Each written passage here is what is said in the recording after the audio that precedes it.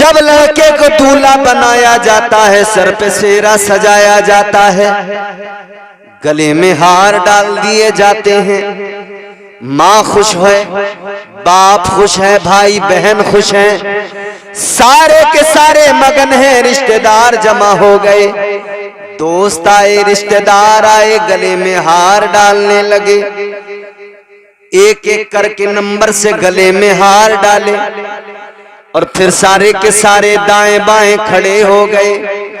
दूल्हा मुकम्मल तैयार हो गया, आंखों में सुरमा भी लगा दिया गया, सर पे इमामा भी सजा दिया गया, उम्दा लिबास भी पहना दिया गया, खुशबुओं से आरास्ता भी कर दिया गया, मुकम्मल तरीके से सजा दिया गया, तैयार कर दिया गया।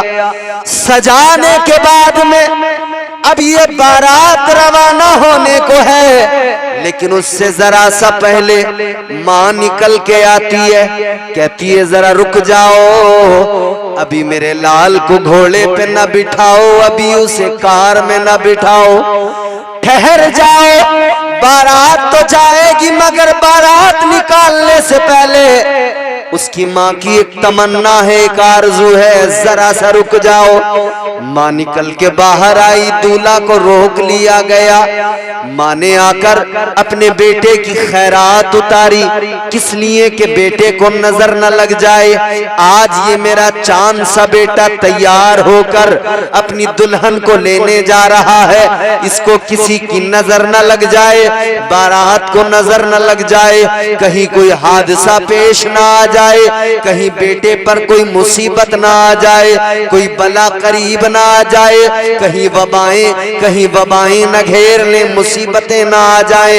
माँ आ गई, माँ सदका उतारने लगी। माँ ने कैसे सदका उतारा, कैसे खैरात उतारी, माँ पैसे निकालती है, बच्चे के सर पे घुमाती है और उतारने के बाद में वो पैसे गरीबों में बांट देती है, वो पैसे गरीबों में तकसीम कर देती है, कहती है मेरे लाल का सदका है, किसी की नजर न लग जाए, मेरे बेटे का सदका है, किसी की नजर न लग जाए।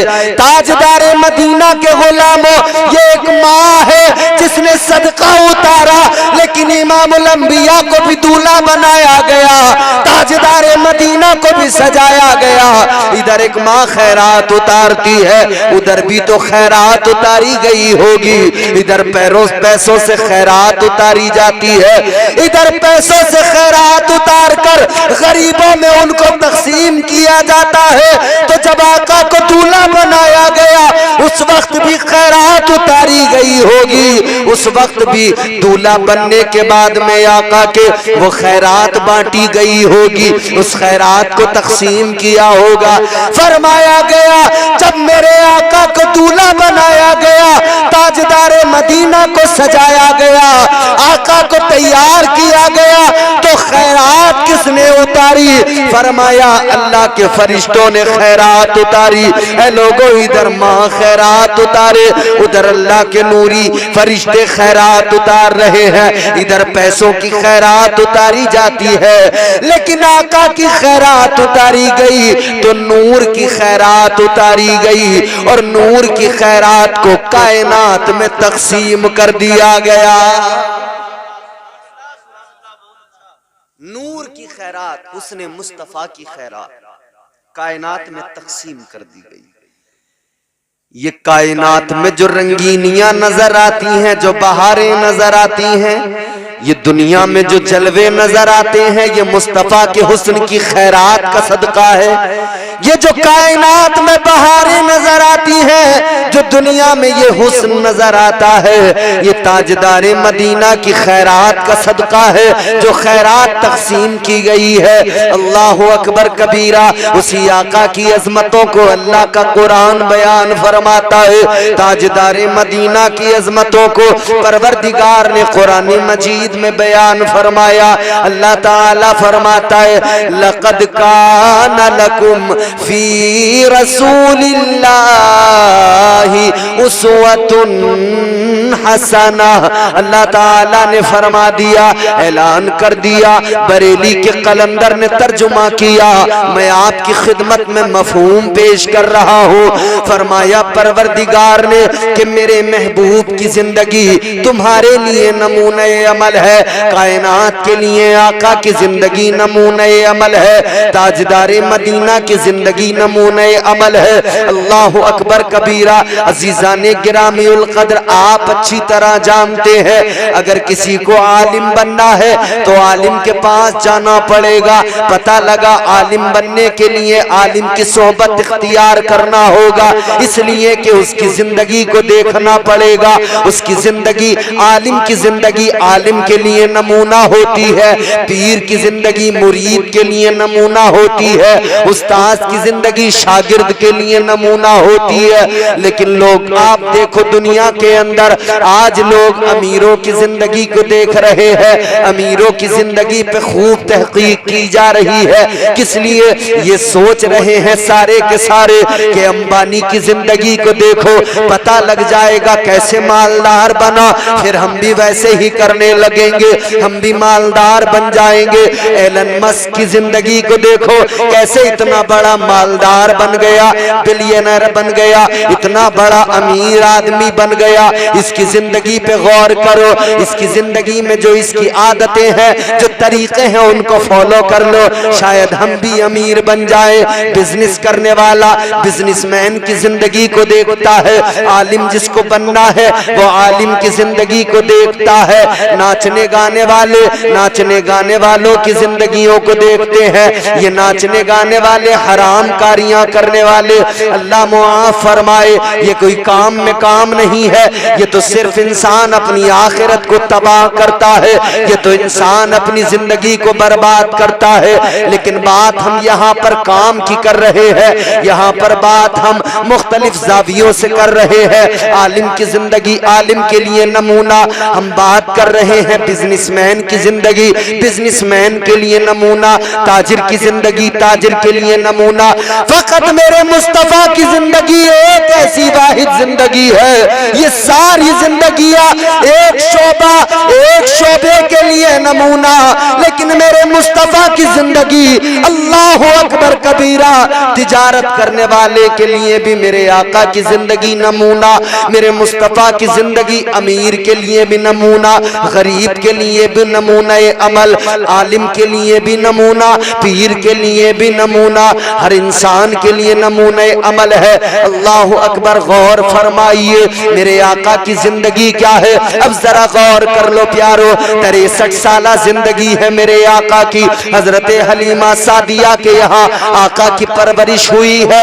हजरत हलीमा सादिया देख रही है, आका की 3 महीने की उम्र हुई। तुम्हारे घर में, तुम्हारे मेरे घर के अंदर 3 महीने का बच्चा कैसे रहता है तुम और हम खूब जानते हैं। लेकिन आका की 3 महीने की उम्र हुई, मेरे मुस्तफा ने दीवारों का सहारा लेकर खड़ा होना शुरू कर दिया। जब आका की 6 महीने की उम्र आ गई, मुस्तफा करीम ने दौड़ना शुरू कर दिया। जब मेरे मुस्तफा की 9 महीने की उम्र आई, आका ने तीर अंदाजी करना शुरू कर दिया। इतनी तेजी, इतनी जल्दी, अल्लाह अकबर। तो गोया हजरत हलीमा सादिया ने आका की बारगाह में, ये मैं अपना ख्याल मोहब्बत के साथ पेश कर रहा हूँ, हजरत हलीमा सादिया ने आका की बारगाह में अर्ज किया होगा, ऐ मेरे आका, इतनी जल्दबाजी किस लिए, इतनी रफ्तार किस लिए? 3 महीने में दीवारों का सहारा लिया खड़े हो गए, 6 महीने के अंदर दौड़ने लगे। ऐ मेरे आका 9 महीने में तीर अंदाजी शुरू कर दी। तो मदीने के ताजदार का जवाब आया होगा, इमामुल अंबिया का जवाब आया होगा, ऐ मेरी अम्मी हलीमा, पहले जो नबी आए उनकी उम्रें बड़ी लंबी हुई। अल्लाह ने किसी को 1000 साल की उम्र अता की, अल्लाह ने किसी को 800 साल की उम्र अता की, अल्लाह ने किसी को 900 बरस की जिंदगी अता फरमाई। उनके पास इतनी लंबी उम्र थी, लेकिन मेरे पास तो सिर्फ 63 साल की उम्र है, मेरे पास 63 साल जिंदगी है। ऐ मेरी अम्मी हलीमा, 63 साल जिंदगी को मैं झूले के अंदर गवा नहीं सकता, वक्त कम है इस कम वक्त के अंदर मुझे करना बहुत ज्यादा है। मुझे 40 साल तक अपना किरदार दुनिया के सामने रखना है। 40 साल के बाद में नबूवत का ऐलान होगा।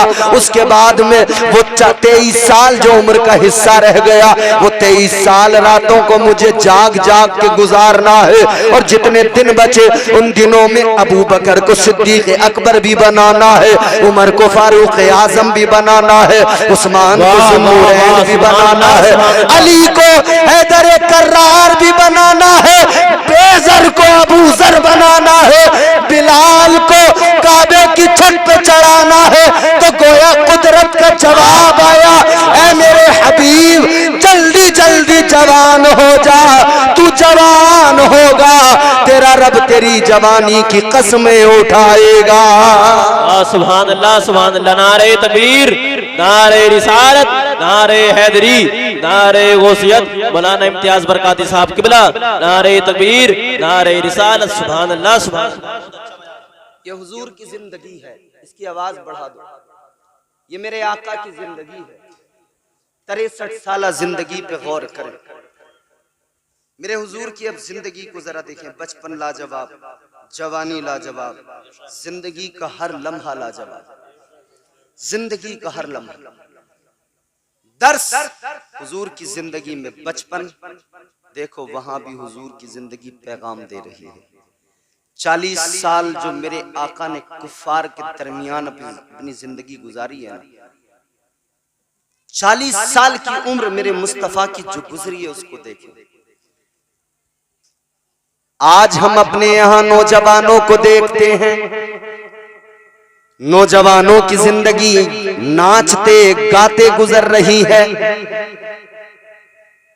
जो फिल्म आ जाए सबसे पहले देखनी है, जो गाना आ जाए सबसे पहले उसको याद कर लेना, गुनगुनाना, गाते हुए रास्तों में चलना।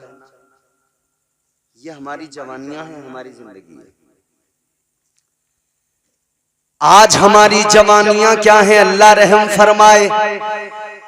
आज हमारे नौजवानों की जवानियां, किसी की जवानी सड़क पे गुजर रही है, किसी की जवानी मोबाइल में वक्त बर्बाद करते हुए गुजर रही है, किसी की जवानी को देखो तो यूं ही इसके उसके पीछे भागते भागते गुजर रही है, किसी की जवानी किसी प्रधान की बैठक पे गुजर रही है, किसी की जवानी देखो तो किसी नेता के पीछे पीछे चमचा बन के गुजर रही है। माफ करना अगर बात कड़वी लगे तो माफी पहले चाहता हूँ। ये तुम्हारी मेरी जिंदगियां जो इसी तरह से जवानियां बर्बाद हो रही हैं, मगर एक मेरे आका की पाकीज़ा जवानी है जिसके बारे में अल्लाह का कुरान कहता है। परवरदिगारे आलम ने फरमाया, लाअमरुका इन्नहुम लफी सकरतिहिम यामहून। ये मेरे आका की जिंदगी है जिसकी कसम अल्लाह कुरान मजीद में उठा रहा है। ये मेरे मुस्तफा की जिंदगी है। आओ मेरे आका की पाकीज़ा जिंदगी को देखो। जितने भी एक नंबर के झूठे थे, सारे के सारे खुद झूठे होने के बावजूद मेरे आका को सच्चा कहा करते थे, सादिकुल वादुल अमीन कहा करते थे। सारे जितने भी बड़े मक्कार थे, अमानतों में खयानत करने वाले थे, अपनी अमानतें मेरे आका की बारगाह में रख कर जाते थे। मेरे मुस्तफा को अमीन कहा करते थे। ताजदारे मदीना की बारगाह में आते थे, अदब के साथ पेश आते थे, हुजूर की बड़ी इज्जत किया करते थे, ताजदारे मदीना का एहतराम किया करते थे। आओ सुनो जरा मक्के का हाल भी देख लो, नबी की जिंदगी भी देख लो। मक्के का हाल क्या था? न कोई कानून था, न कोई दस्तूर था। मक्के के अंदर न कोई आईन था। जो मालदार था वो मालदार था, जो गरीब था उसकी जिंदगी बड़ी बेकार थी। जो मालदार था उसके लिए सारी आसाइशें, मालदार मालदार होता चला जा रहा था, गरीब और ज्यादा गरीब होता चला जा रहा था। जिसकी लाठी उसकी भैंस, ये एक कानून मक्के के अंदर चलता था। जिसके पास ताकत है वही जो चाहे कर सकता है। आज भी यही तो हो रहा है। हमारे मुल्क की हालत भी यही है। अमीर अमीर अमीर होता चला जा रहा है, गरीब और गरीब होता चला जा रहा है। यानी कि हालत ये हो गई, मिडिल क्लास वाला तबका खत्म होता जा रहा है। जो तबका ना अमीर है ना गरीब है, वो तबका अब या तो गरीब ही हो जाएगा या वो अमीर ही हो जाएगा। चंद एक अफराद अमीर हो जाएंगे, बाकी सारे गरीब हो जाएंगे। सिर्फ दो कैटेगरी के लोग रहेंगे, या तो अमीर रहेंगे या गरीब रहेंगे। अमीर सारे के सारे इन गरीबों को अपने नीचे दबा कर रखते हैं। हर जगह यही हुआ, जहां पर भी डिक्टेटरशिप रही है वहां पर हाल यही रहा है।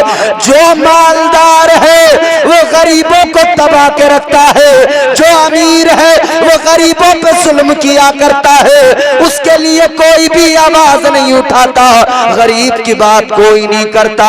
यही हाल तो मक्के का था, यही हालत तो मक्के के अंदर थी। मेरे आका को बड़ी फिक्र हो गई, क्या होगा इन गरीबों का। वो गरीबों को सीने से लगाने वाला आका क्यों गरीबों की फिक्र न करता। जिस आका ने फरमाया कि परवरदिगार ने मुझे इमामुल अंबिया बनाया मगर मैं इस पर फख्र नहीं करता, वो इमामुल अंबिया जिन्होंने फरमाया कल बरोज़े हश्र जब लोगों को कब्रों से उठाया जाएगा सबसे पहले मैं अपनी कब्र से निकल के आऊंगा। आका ने फरमाया लेकिन मैं इस पर फख्र नहीं करता।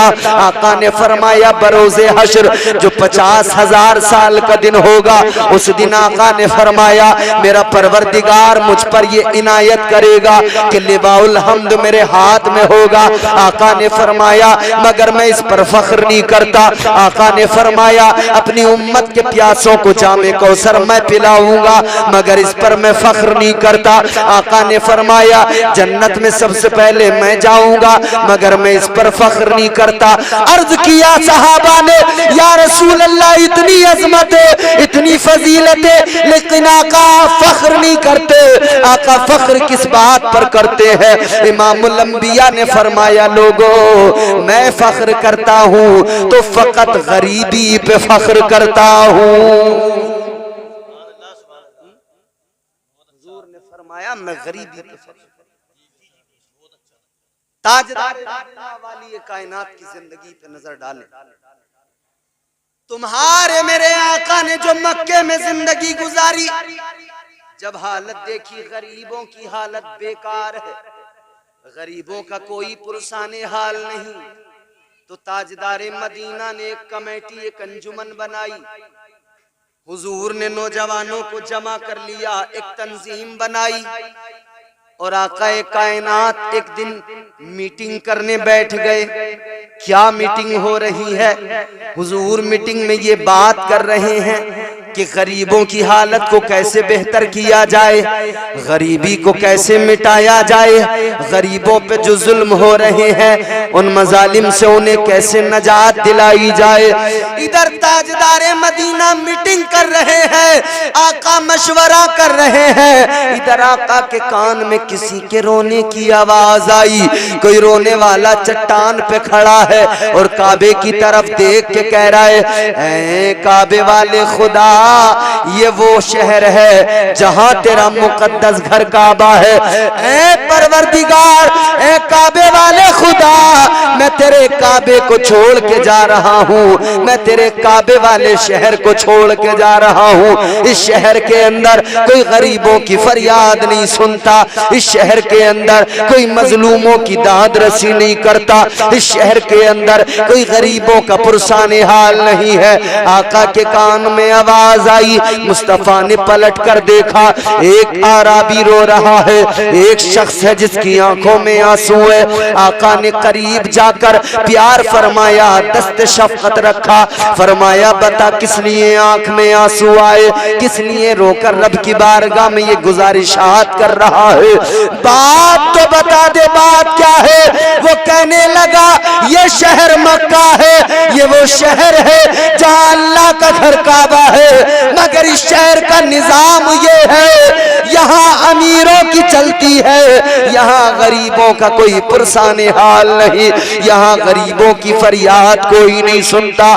मेरे आका ने फरमाया बात बता, बात क्या हो गई? कहने लगा सुनो सुनो, मेरे पास में एक ऊंट था, मेरे पास में एक ऊंटनी थी, बड़ी प्यारी थी, मैं उसकी परवरिश कर रहा था।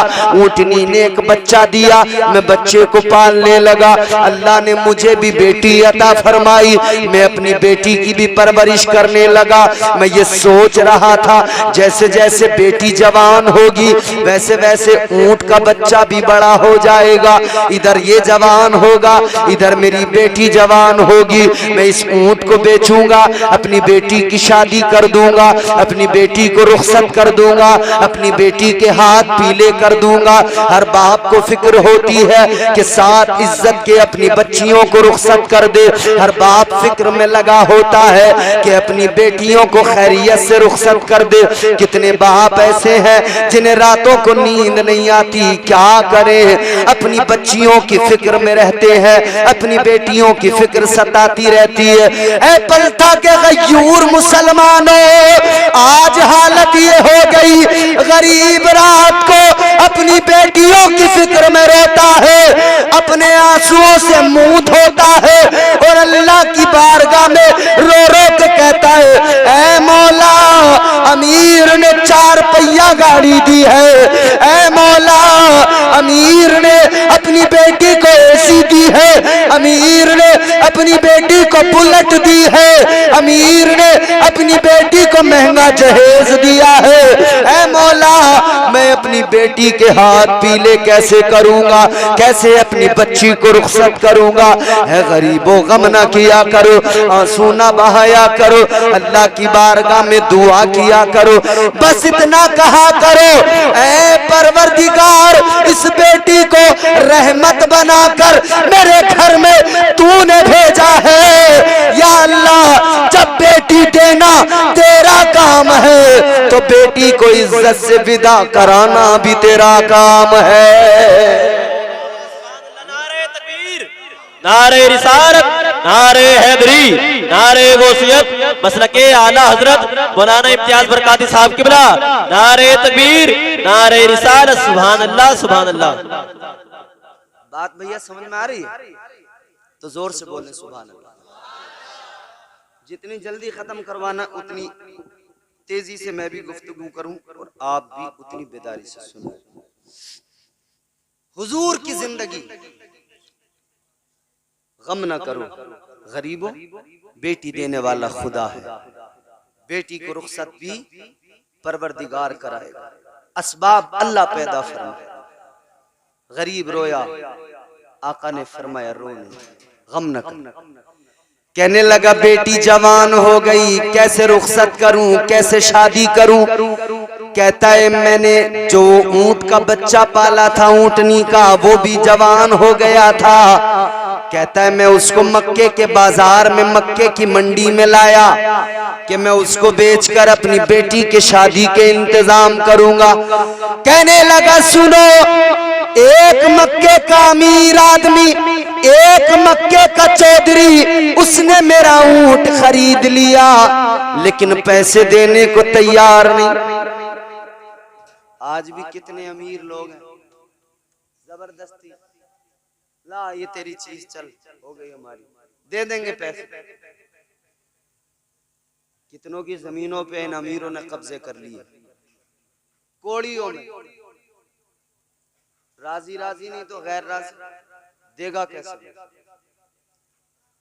जब ताकत होती है तो आदमी काम ऐसे कर लेता है, क्योंकि जब पैसा आता है, दौलत आती है, और दौलत के ज़ौम में आदमी ये भूल जाता है कि परवरदिगार आलम कल मैदान महशर में हिसाब भी लेगा मुझसे। तो क्या होता है, इसकी जमीन पर कब्जा कर लो, ये रोड की जमीन अच्छा उसकी है, अच्छा कैसे नहीं देगा? या तो वो जमीन अपनी कोड़ियों में बेच दे, सस्ती करके बेच दे, नहीं तो उसे तंग करेंगे, परेशान करेंगे, सताएंगे, लड़ाई झगड़ों में फंसाएंगे, झूठे मुकदमात में फंसा देंगे। थक हार के बेचारा वो गरीब अपनी चीज दे देगा। मक्के के चौधरी ने ऊंट खरीद लिया, पैसे देने को तैयार नहीं। वो कहने लगा हुजूर वो पैसे नहीं देता मेरे। आका ने फरमाया तूने मांगे नहीं? कहता कई बार मांग लिए, दरवाजे से धक्के दे के भगा देता है। सिफारिशें लेकर गया, सिफारिश वो किसी की नहीं मानता। ताजदार मदीना ने फरमाया बोल कौन है वो मालदार? कहने लगा तुम्हें नाम बता के क्या करूंगा? जब किसी और से कुछ ना हो सका तो आप क्या करोगे? मेरे आका ने फरमाया गरीब फिक्र न कर, नाम बता, क्योंकि किसी गरीब की कोई मदद करे न करे, आमिना का लाल तो आया ही गरीबों के लिए है। मेरे हुजूर ने फरमाया तू नाम तो बता। कहने लगा या रसूल अल्लाह ए ताजदार मदीना, वो जो मक्के का अमीर है, वो जो मक्के का चौधरी है, जिसने ऊंट ले लिया पैसे नहीं देता, कहने लगा उसे मक्के वाले अबुल हिकम कहते हैं, हिकमतों का बाप अबुल हिकम। फिर मेरे नबी ने क्या नाम रखा उसका? अबू जहल, जाहिलों का बाप। कहता है अबू जहल ने ऊंट खरीद लिया, पैसे देने का नाम नहीं लेता। मेरे आका ने हाथ पकड़ा, फरमाया चल। लेकर चले, अबू जहल के दरवाजे पर आ गए।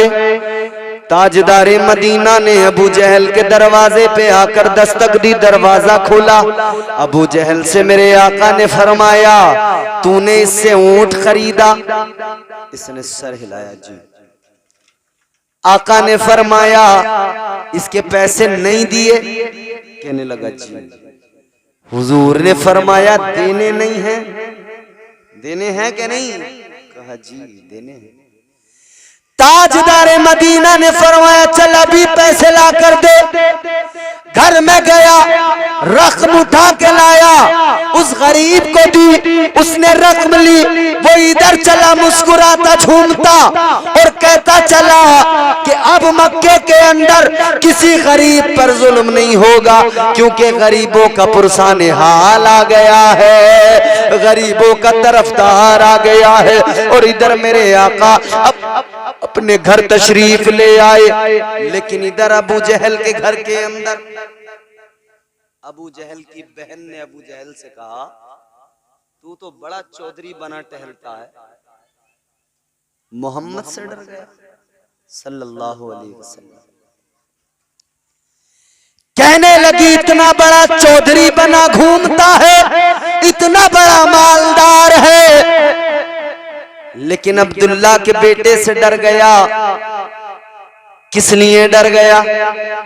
अबू जहल कहने लगा मेरी बहन बात तो तू ठीक कहती है, मगर सुन किसी से राज ना खोलना, किसी को ये बात ना बताना। कहने लगी सुन ले, बात तो नहीं बताऊंगी मगर बता जरूर क्यों डर गया। अब अबू जहल का जुमला सुनो, खुदा की कसम। अबू जहल कहने लगा ऐ मेरी बहन सुन, जब मोहम्मद अरबी आए उनके आने से उनकी हैबत ऐसी थी, मेरी जबान पे ताले लग गए, मेरा वजूद कांपने लग गया। मैं चाहता तो था पैसे नहीं दूंगा, लेकिन उनकी हैबत ऐसी, इनकार नहीं कर पाया। वो जो कहते रहे मैं इकरार करता गया, इतना डर गया, इतना डर गया, मुझे लगा अगर आज मैंने इनकार कर दिया आसमान मेरे सर पे टूट के गिर जाएगा। ये मेरे नबी की जवानी, ये जिंदगी हुजूर की, ये ताजदारे मदीना की जवानी जिसमें आका ने गरीबों की मदद की। आज हमारी तुम्हारी जवानी कहाँ है? हम तो खुद गरीबों को, कमजोरों को सता रहे हैं। अच्छा भला आदमी रास्ते में चल रहा है जंगल में, हाथ में दरांत है, चलते चलते किसी के खेत के पास से गुजर रहा है, खामखा दरांत चलाता जा रहा है, उसकी फसल कट रही। ले भाई तुझे क्या मिला इसमें? है? अच्छा भला जा रहा है, रास्ते में कुत्ता है, रास्ते में कुत्ते के लात मार दे, ले तुझे कुत्ते के लात मार के क्या मिला? कुत्ता भी गौर से देख रहा भाई है तो ये आदमी, मगर काम मेरे वाले कर रहा। ये हमारे यहाँ जवानियां, हमारे जवानों की हालत देखो, इनके हुलिये अजीब, इनकी हालत अजीब, चेहरा देखो तो अजीब, लिबास देखो तो अजीब। कल शादी में देखना नए नए फैशन के कपड़े। और हमारे जितने बुजुर्ग हैं ना, ये मनिया के जैसे एक दूसरे को देखते हैं ना, वो वैसे देखो ये किसका है कि ये फलाने का है, ये दिल्ली में रहता है, अहमदाबाद में, कि ये अहमदाबाद में सिलाई कर दो। अच्छा तभी तो फैशन का ये दौर सुहाना लगता है। सुना दूं रहने दूं? फैशन का ये दौर सुहाना लगता है, अच्छा खासा मर्द जनाना लगता है। बस चेहरे पे दाढ़ी अल्लाह ने दी, हमने निकाल दी, और दाढ़ी इतनी जिद्दी होती है, बार बार आती है और बताती है कि भाई क्यों निकाल रहा है, तू मर्द है मत निकाल। मगर ये हटा हटा के कहता नहीं नहीं नहीं नहीं, मैं तो कुछ और ही हूं। अल्लाह ने मर्द के चेहरे पे दाढ़ी, ये कुदरती तौर पे ना अल्लाह ने दी है, और अल्लाह ने जैसा बनाया वैसा बनाकर क्या फरमाया? फरमाया परवरदिगारे आलम ने, लक़द खलक़नल इंसान फी अहसनी तक़वीम।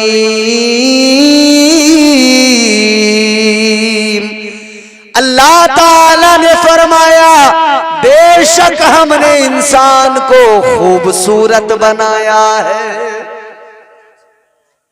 कैसे खूबसूरत बनाया है? दाढ़ी के साथ। अगर दाढ़ी के साथ आदमी खूबसूरत न होता तो अल्लाह कभी नहीं फरमाता कि हमने इंसान को खूबसूरत पैदा किया।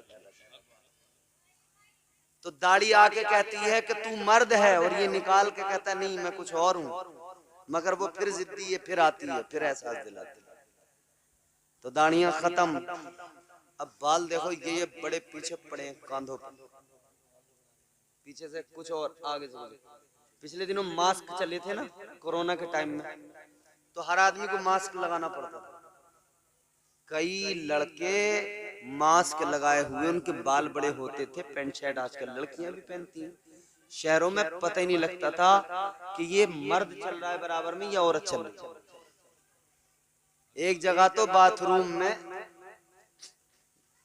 इधर जेंट्स का इधर लेडीज का, ये मास्क लगा के आया और जेंट्स वाले में चल पड़ा।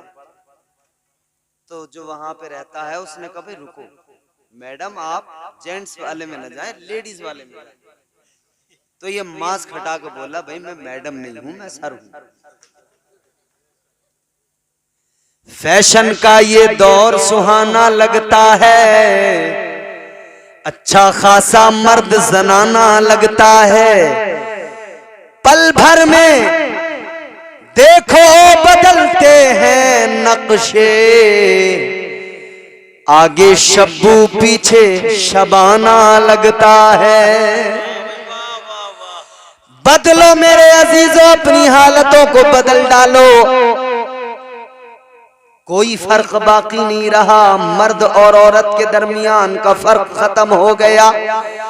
फैशन के नाम पर लिबास एक जैसा हो गया, फैशन के नाम पर चेहरे एक जैसे हो गए, फैशन के नाम पर मेकअप औरतें करती हैं, मेकअप लड़के भी करने लगे। फैशन के नाम पर देखो आज क्या कुछ नहीं कर रहे लड़के, लड़कियां चोटी बनाती हैं बालों में, लड़कों ने भी बड़े बाल करके चोटियां बना ली। तो लड़कियों ने देखा हमारी नकल, अच्छा तो फिर लड़कियों ने अपने बाल ही कटा डाले। उन्होंने कहा लो तुम बड़े बड़े कर लो, हम छोटे छोटे रखेंगे। उन्होंने बिल्कुल पट्टे कर दिए, छोटे छोटे कर दिए, लड़कों की तरह कर दिए। मगर ये लंबे बालों में मस्त है, मसरूर है, खुश है, मगन है। ये हमारी जवानियां हैं, हमारे जवानों की जवानियां हैं, अल्लाह रहम फरमाए। मगर आओ मैं कैसी पाकीज़ा जवानी आपकी खिदमत में रख रहा हूँ। ताजदारे मदीना की जवानी है, इमामुल अंबिया की जवानी है। आओ देखो आका की जवानी, ताजदारे मदीना ने अपनी जवानी को रास्तों पे बर्बाद नहीं किया। आका ने अपनी जवानी को अरब के अंदर, मक्के के अंदर गली कूचों में घूमकर बर्बाद नहीं किया, बल्कि आका ऐन जवानी के आलम में गारे हिरा में जाते थे, सर को झुकाते थे और रब की बारगाह में रो रो कर अपने रब की तस्बीह बयान किया करते थे। ये मेरे आका की जवानी थी। ताजदारे मदीना 3-3 रोज तक कुछ नहीं खाते थे। मेरे हुजूर की जिंदगी देखो ना, सारी जिंदगी में एक वक्त भी आका ने पेट भर के खाना नहीं खाया, सारी जिंदगी में एक वक्त भी। देखना कल दावत में क्या हाल रहेगा।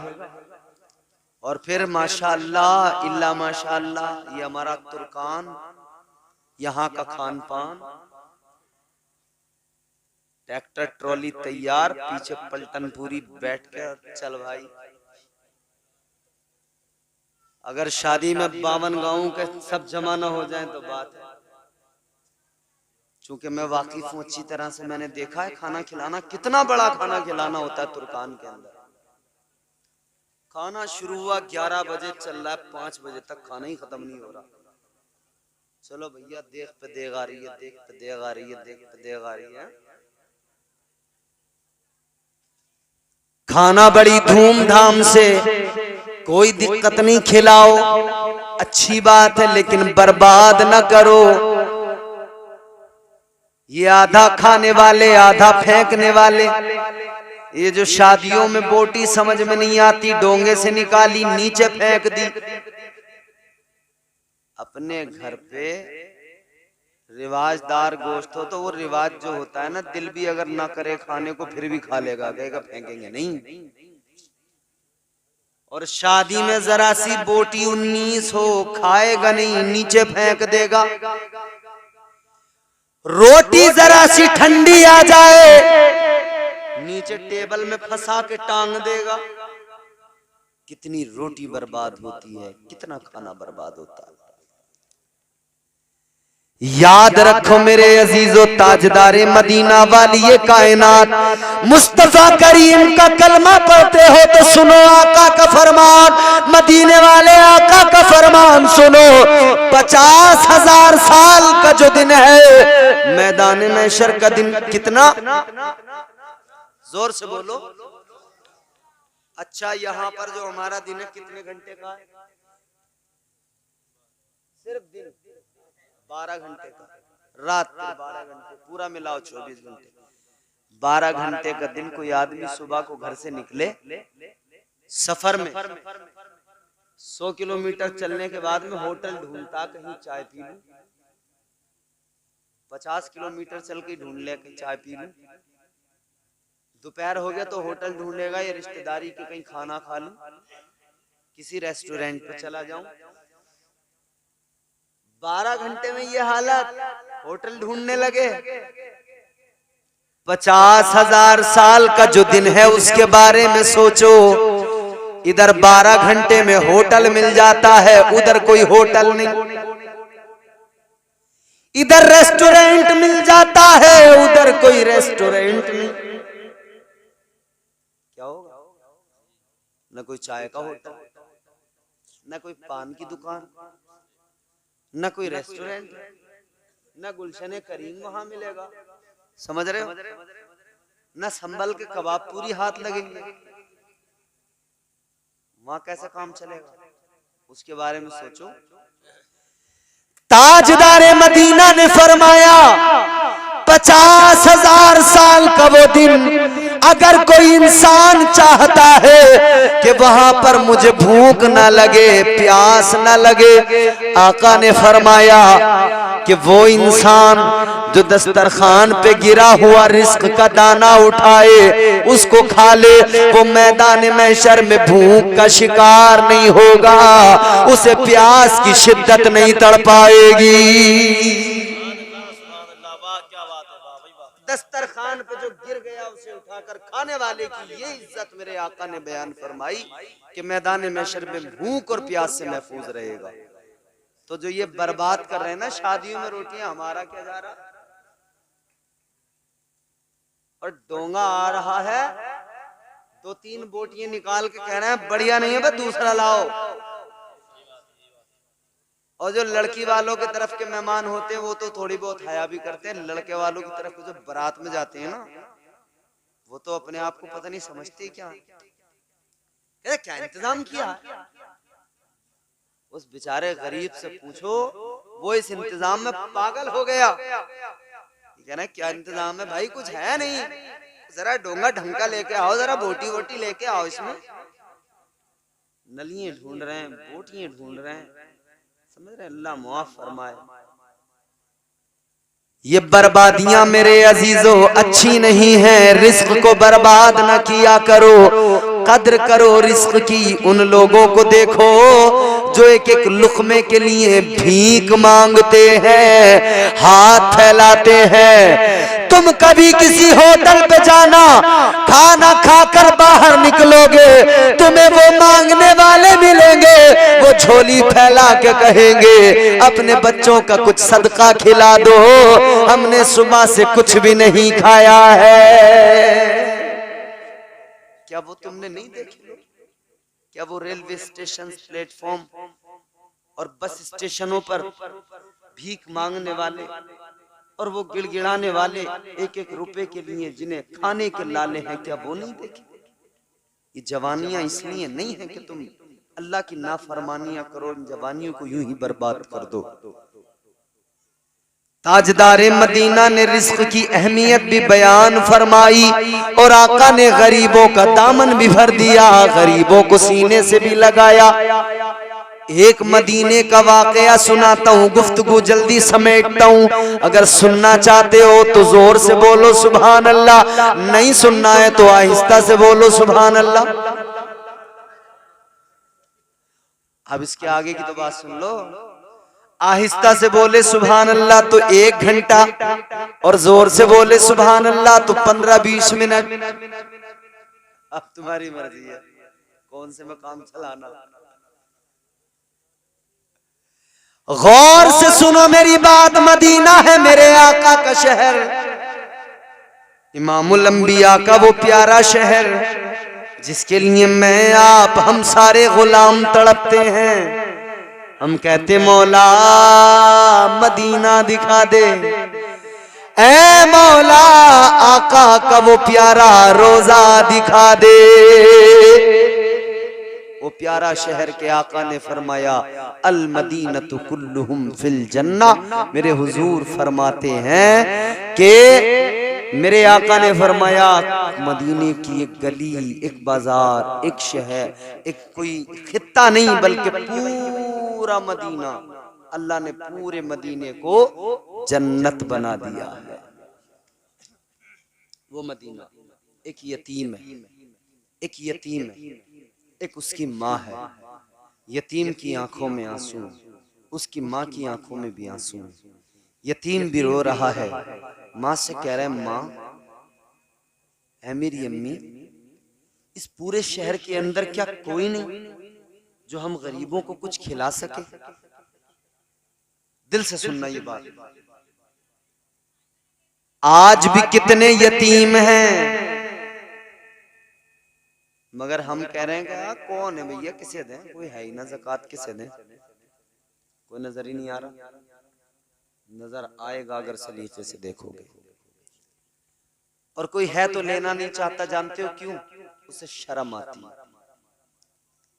शर्म क्यों आती है उसे? इसलिए शर्म आती है कहीं ऐसा ना हो गांव में मेरा मजाक ना बन जाए, गांव वालों की नजरों में मैं हकीर ना हो जाऊं, गांव वाले ये ना कहें कि यार ये तो बिल्कुल गया गुजरा। इसीलिए मसला ये है, सुन लो, एक मसला भी बयान करके जा रहा हूं। आमतौर पे लोग मसला ये मालूम भी करते हैं कि ज़कात का पैसा अगर किसी को दें तो क्या उसे बताना जरूरी है कि ये ज़कात का पैसा है, या बगैर बताए दे सकते हैं? इस्लाम कितना खूबसूरत मजहब है, किसी की दिल आजारी ना हो। उसे जरूरत तो है मगर वो शर्म से लेता नहीं, उसे जरूरत तो है मगर समाज के अंदर अपनी बदनामी और रुसवाई के डर से लेता नहीं। इस्लाम कहता है चुपचाप लेके जा, बस दिल में नियत कर ले, चुपचाप लेके जा। तेरा भाई है, तेरा चचा है, तेरी बहन है, तेरा रिश्तेदार है, कुनबेदार है, खानदान वाला है, चुपचाप लेके जा, मुट्ठी बंद करके उसको दे के आ, कह दे मैं अपनी तरफ से दे रहा हूँ, रख ले, तेरी नियत ज़कात की है, तेरी ज़कात अदा हो जाएगी। उसे बताने की भी जरूरत नहीं है, उस गरीब की भी मदद हो जाएगी, उसका भी काम चल जाएगा। समझ रहे हो? तो ये सुन लो और सोच लो, जान लो। अगर कोई आदमी तुम्हें नजर आता हो और तुम ये कहते हो कि यार ये लेता नहीं, क्या करें, तो उसे ऐसे दो कि उसे एहसास भी ना हो, उसे पता भी ना लगे कि ज़कात थी, उसका भी काम निकल जाए, तुम्हारी भी ज़कात अदा हो जाए। और असल जो ज़कात हक है वो इन गरीबों यतीमों का हक है। मदीने के अंदर एक यतीम है, रो रहा है, अपनी माँ के करीब बैठा है। माँ से कहते हैं माँ जब तक तू बीमार नहीं थी तू बाहर जाती थी, कुछ न कुछ इंतजाम करके लाती थी, खिला दिया करती थी, लेकिन अब तो तू भी बीमार है, तू भी नहीं जा सकती, तू भी कुछ ला नहीं सकती, कैसे चलेगा, कैसे गुजारा होगा, कोई हमारा ख्याल नहीं रखता, कोई हमें नहीं देखता। ऐ अम्मी क्या पूरे मदीने के अंदर कोई नहीं है जो हम गरीबों की मदद कर दे, हम यतीमों की मदद कर दे? अल्लाह अकबर। माँ ने सुना, कहने लगी माँ कहने लगी बेटा अगर कोई होता तो जरूर हमारी तरफ देखता, अगर कोई होता तो जरूर हमारी मदद करता, तू यतीम है जरूर कोई तेरा ख्याल करता, लेकिन कौन है यहाँ मदद करने वाला? फिर भी कहते हैं अम्मा कोई ना कोई तो दरवाजा होगा ऐसा कि जिस दरवाजे को खटखटाया जाए और वहां से मांगने वाला खाली ना आए, वहां से साइल का दामन भर जाए। माने का बेटा ज्यादा तो नहीं पता मगर इतना जानती हूँ, इसी मदीने के अंदर एक दरवाजा है, एक जात है, इमामुल अंबिया नबियों के ताजदार की जात है। कहने लगी मुसलमानों के पैगंबर का दरवाजा है, जब भी कोई साइल उस दरवाजे पे जाता है सुना तो यही है वो खाली नहीं आता है, उसका दामन को भर दिया जाता है, उसका दामन खाली नहीं रहता। कहता है अम्मा फिर मुझे इजाजत दे मैं उसी दरवाजे पे जाऊं, जाकर देखूं तो सही मुसलमानों का पैगंबर कैसा है, जाकर देखूं तो जरा मुसलमानों के पैगंबर क्या वाकई में इसी शान के मालिक है। घर से निकला है, आका के दरवाजे पे पहुंचा है, मुस्तफा के दरवाजे पे दस्तक दी है। वो नबी जो गरीबों से प्यार करे, वो नबी जो गरीबों को सीने से लगाए, वो नबी जिसने फरमाया इस्लाम गरीबों से शुरू हुआ गरीबों पे खत्म हो जाएगा, वो नबी जिसने फरमाया ए गरीबों याद रखना अल्लाह ताला कल मैदान महशर में जब अमीर भी खड़े होंगे गरीब भी खड़े होंगे, फरमाया मेरे आका ने अल्लाह ताला अमीरों से मालदारों से उनका माल पूछेगा और गरीबों से उनका हाल पूछेगा। वो मेरे मुस्तफा करीम जिन्होंने फरमाया अमीर इधर खड़ा रह जाएगा हिसाब देता हुआ, गरीब उधर जन्नत में चला जाएगा, कितना फर्क होगा, कितना डिस्टेंस होगा। फरमाया मेरे आका ने गरीब अमीर के मुकाबले 500 साल पहले जन्नत में चला जाएगा। अल्लाह अकबर। पर वो गरीबों से प्यार करने वाले आका, वो कमजोरों का सहारा, वो बेबसों के बस बेकसों के कस, ताजदारे मदीना की जात इमामुल अंबिया के दरवाजे पे पहुंचा, दस्तक दी। आका ने फरमाया कौन है? कहने लगा एक यतीम आपके दरवाजे पे आया है। आका ने अंदर बुलाया, सीने से लगाया, फरमाया बोलो कैसे आना हुआ? कहने लगा मैं यतीम हूँ, कोई मेरा पुरसाने हाल नहीं, मेरा खानदान कबीला मेरे शरीकों ने मुझे धुतकार दिया, चचा ताऊओं ने भगा दिया, किसी ने मेरी फिक्र न की, किसी ने मुझे 2 वक्त का खाना भी नहीं खिलाया। आका ने सीने से लगाया, फरमाया बैठ जाओ। इधर आका ने खाना तैयार कराया, खाना उसके सामने पेश किया। मुस्तफा करीम ने उसको अपने हाथों से खाना खिलाया। क्या मुकद्दर उस बच्चे का जिसे आका अपने हाथों से खाना खिलाए, क्या तकदीर उस बच्चे की जिसे रहमत वाले नबी अपने रहमत वाले हाथों से खाना खिलाए। अल्लाह अकबर। इस मंजर को देखा तो बच्चे सारे देखकर अपनी किस्मतों पर और उसकी किस्मत को देखकर रश्क करने लगे और सोचने लगे काश हम भी यतीम होते हैं और नबियों के इमाम हम पर भी ऐसा प्यार फरमाते। हुजूर ने अपने हाथों से खिलाया, ताजदारे मदीना ने अपने हाथों से खिलाया और फिर उसने अपनी माँ का हाल बताया। हुजूर ने खाना भी उसको साथ दिया, माँ के लिए कपड़े भी दिए, पैसे भी दिए, फरमाया ले अपनी माँ के हवाले कर देना। ये लेकर घर गया, अपनी माँ के पास आया, माँ को लाकर खाना दिया, वो कपड़े दिए, कहने लगा अम्मी एक दरवाजा वाकई मदीने के अंदर जो है वो मुझे मिल गया। ए अम्मी वो हमारे बारे में ज्यादा नहीं जानते, मगर तेरा हाल मैंने बताया, उन्होंने खाना भी दिया, कपड़े भी दिए, पैसे भी दिए। कहने लगा अम्मी ये मेरी ड्यूटी थी, जिम्मेदारी, ये तुझे पहुंचाने आ गया, मगर अब इजाजत दे दे, वहीं जा रहा हूँ। कहती है कहाँ का? दिल तो वहीं छोड़ के आया हूँ, उसी पैगंबर की बारगाह में जा रहा हूँ। कहने लगा अब मेरी अम्मी मुझे जाने दे, मैं अब बाकी की जिंदगी उन्हीं मदीने वाले आका की खिदमत में और गुलामी में गुजारूंगा। ये आका की जिंदगी है। हुजूर ने गरीबों को प्यार किया, गरीबों को खिलाया। तो मेरे अजीजों जितना बर्बाद होता है अगर इसे बर्बाद न किया जाए तो ये रिज्क है, इसकी कदर करो। जो कर रहा है इंतजाम उसके दिल से पूछो कैसे कर रहा है। नबी की शान बड़ी निराली, मेरे आका का मकाम बड़ा बुलंद। अब आखिरी बात अर्ज करके गुफ्तगू खत्म कर रहा हूँ। एक फरमाइश है वो पूरी करूंगा, लेकिन मेरी आखिरी बात तवज्जो से सुनो। जिस नबी की जिंदगी इतनी पाकीज़ा है कि रब कुरान मजीद में उस नबी की जिंदगी की कसम उठाता है, उस नबी की शान तो देखो। उस नबी ने हर जाविये पर, हर मोड़ पर इस उम्मत की रहनुमाई की है और मेरे आका ने सारे सलीके अता किए हैं। हुजूर ने न सिर्फ जीने का सलीका दिया बल्कि हुजूर ने पहनने ओढ़ने से लेकर शादी ब्याह तक का सलीका अता किया। शादियां कैसे की जाएं हुजूर ने ये भी सिखाया। हुजूर ने 40 साल की उम्र में जब हजरत खदीजा से शादी की है तब आका ने समझा दिया कि कैसे शादी करना है। फिर जो जिंदगी गुजारी है आका ने समझा दिया बीवी के साथ कैसे रहना है। फिर आका को जो औलादें हुई, आका को बेटियां हुई, फिर मेरे मुस्तफ़ा ने मदीने के अंदर जब अपनी बेटी फातिमा का निकाह किया तो दुनिया वालों को बता दिया, दुनिया वालों बेटियों को ऐसे रुखसत किया जाता है। और अली के वली बनकर, अली के कफील बनकर आका ने बता दिया लड़कों की शादियों के इंतजाम ऐसे किए जाते हैं। हुजूर ने वो भी सलीका अता किया। तो फिर हम क्यों ना कहें वो जिसके लिए महफिल कौनैन सजी है,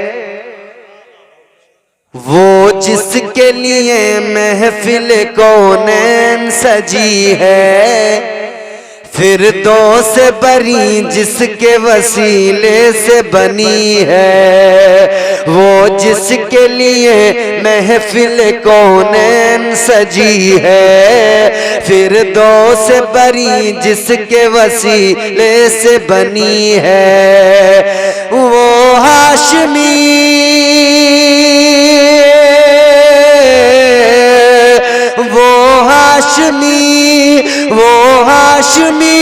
मक्की मदनी अरबी है। वो मेरा नबी मेरा नबी मेरा नबी है। वो मेरा नबी मेरा नबी मेरा नबी है। वो मेरा नबी मेरा नबी मेरा नबी है। वो मेरा नबी मेरा नबी मेरा नबी है। अहमद है मोहम्मद है वही खत्म रुसुल है। मखदूम मुरब्बी है वही वाली कुल है। अहमद है मोहम्मद है वही खत्म रुसुल है। मखदूम मुरब्बी है वही वाली कुल है। अहमद है मोहम्मद है वही खत्म रुसुल है। मखदूम मुरब्बी है वही वाली कुल है। उस पर ही नजर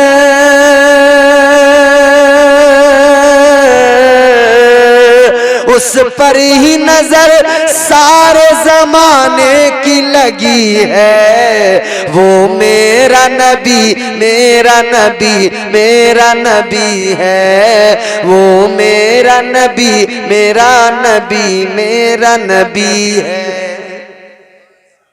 और अगर आप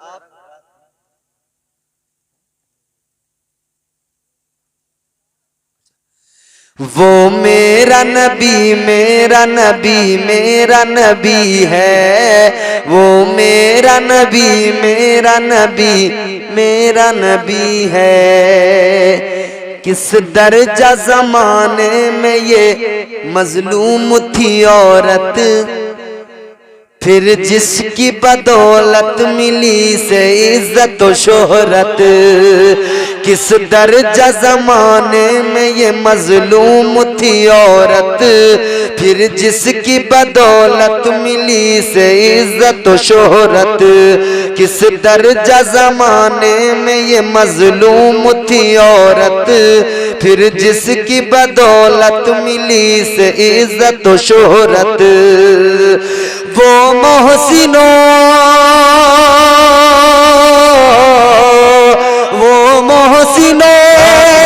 गमखार हमारा ही नबी है। वो मेरा नबी मेरा नबी मेरा नबी है। वो मेरा नबी मेरा नबी मेरा नबी है। वो मेरा नबी मेरा नबी मेरा नबी है। वो मेरा नबी मेरा नबी मेरा नबी है।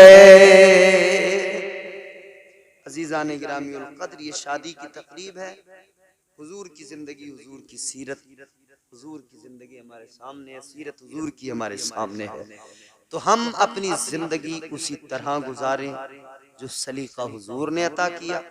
तो अपनी शादियां भी उसी तरह करें जो सलीका हुजूर ने अता किया, जिसकी इजाज़त हमें इस्लाम देता है, हमें शरीयत देती है। बहुत ही अच्छा किया बानी महफिल ने, साहिब खाना ने, कि शादी के मौके पर ये खूबसूरत महफिल सजाई है। अल्लाह ताला इनकी शादी को मुबारक फरमाए और परवरदिगार आलम अपना फजल, अपनी रहमतें, अपना करम इन पर मुसलसल नाजिल फरमाए और तमाम मुश्किलात को आसान फरमाए। अल्लाह हमें आपको सबको नेक अमल की तौफीक अता फरमाए। अस्तगफिरुल्लाह रब्बी मिन कुल्लि ज़ंबिन व अतूबु इलैह। कलमा शरीफ पढ़े ला इलाहा